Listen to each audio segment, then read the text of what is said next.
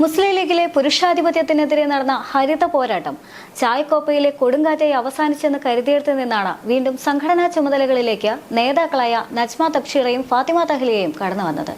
സംഘടനാ പദവികളിലേക്ക് തിരിച്ചുവരാൻ വേണ്ടി ഇവർ പരാതി പിൻവലിക്കാമെന്ന് പാർട്ടിയെ അറിയിക്കുകയായിരുന്നു. കേരള രാഷ്ട്രീയത്തിൽ കോളിളക്കം സൃഷ്ടിച്ച ഒരു വിവാദത്തിന് അതോടെ അന്ത്യമായി.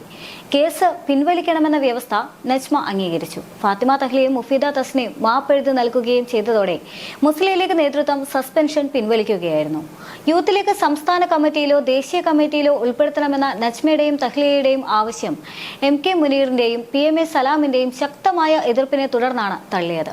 മൂവരും പാർട്ടിയുടെ ശാഖാ കമ്മിറ്റിയിൽ പ്രവർത്തിക്കണമെന്നാണ് പാർട്ടി നൽകിയ നിർദ്ദേശം. പദവികൾ പിന്നീട് അംഗീകരിക്കാമെന്ന വാഗ്ദാനം മൂവർക്കും PK കുഞ്ഞാലിക്കുട്ടി ഉറപ്പു നൽകിയിട്ടുണ്ടെങ്കിലും പാർട്ടിയിലെ പ്രധാനികളിൽ പലരും എതിർപ്പ് തുടർന്നു. എന്നാൽ ആ എതിർപ്പ് കൂടുതൽ പ്രകടമാക്കിക്കൊണ്ട് ഇപ്പോൾ KM ഷാജി രംഗത്തെത്തിയിരിക്കുകയാണ്. ഹരിത നേതാക്കളെ തിരിച്ചെടുത്തതിൽ മതിയായ ചർച്ച ഉണ്ടായിട്ടില്ല എന്നാണ് KM ഷാജിയുടെ വാദം. മുസ്ലിം ലീഗ് നേതൃത്വത്തിലാണ് ഷാജി വിമർശനം ഉന്നയിച്ചത്. ഹരിത വിഭാഗം നേതാക്കളെ പാർട്ടിയിലേക്ക് തിരികെ എടുത്ത് ഭാരവാഹിത്വം നൽകിയത് ചർച്ച ചെയ്താണോ എന്ന് general secretary PMA സലാമിനോട് KM Shaji ചോദിച്ചു. ഹരിത നീക്കത്തിൽ PMA സലാമിനടക്കം പാർട്ടിയിലെ പല നേതാക്കൾക്കുമുള്ള അതൃപ്തി ചർച്ച ചെയ്യാനാണ് ഷാജി ലക്ഷ്യമിട്ടത്. PMA സലാം മൗനം പാലിച്ചപ്പോൾ എല്ലാ കാര്യങ്ങളും എല്ലാവരുമായി ചർച്ച ചെയ്യാൻ കഴിയണമെന്നില്ല എന്ന് പറഞ്ഞ് PK കുഞ്ഞാലിക്കുട്ടിയാണ് ഷാജിക്ക് മറുപടി നൽകിയത്.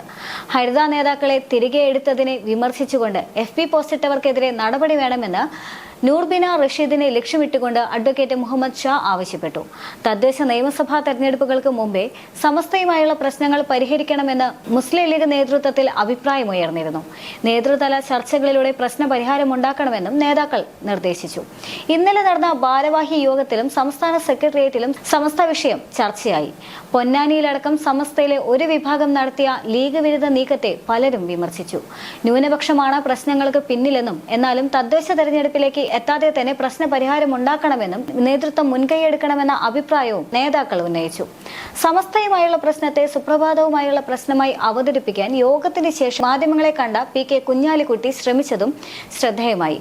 PK നവാസിന്റെ കീഴിലുള്ള MSF സംസ്ഥാന നേതൃത്വത്തിന് എതിരെയാണ് ഹരിത സംഘം പോരാട്ടം പ്രഖ്യാപിച്ചിരുന്നത്.